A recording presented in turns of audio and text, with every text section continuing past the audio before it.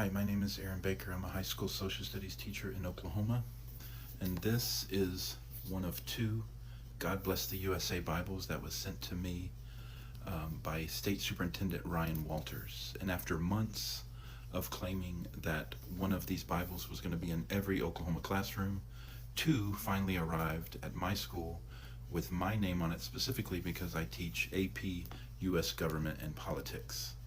Now, I don't want to talk today about the issue of Bibles in classrooms.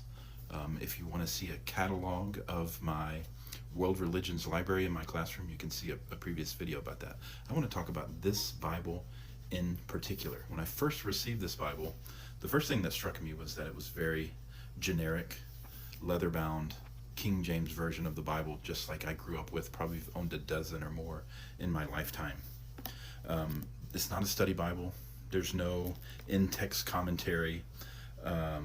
There's nothing unique about the version in and of itself.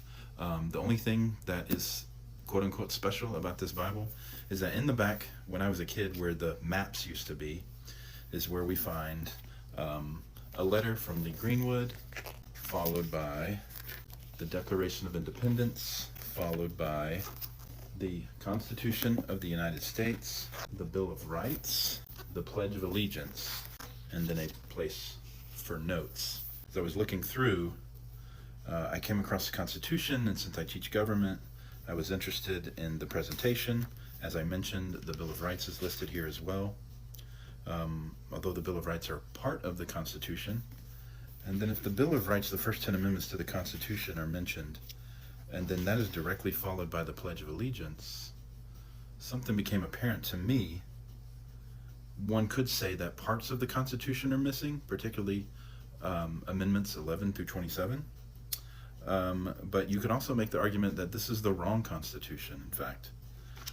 The Constitution in this Bible contains what's called the Three-Fifths Compromise, which was summarily removed by the 13th Amendment to the Constitution, which abolished slavery in the United States.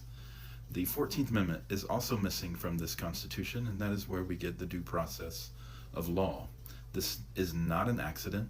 This is an incomplete, at best, Constitution that's in this Bible, and it's a dishonest Constitution, and it's not the Constitution that I teach in my classroom.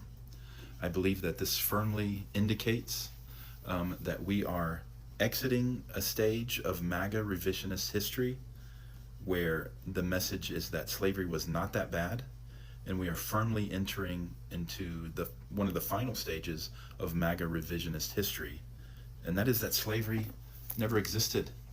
And that's what appears to happen in this Constitution, in this Bible, because the original articles of the Constitution does not use the word slavery. The 13th Amendment has a direct reference, and if you are trying to rewrite history, leaving those amendments out will help make that point. This is very concerning, and I wanted to raise the alarm on the fact that this kind of blatant revisionist history is being pushed into our schools in Oklahoma, and it needs to stop.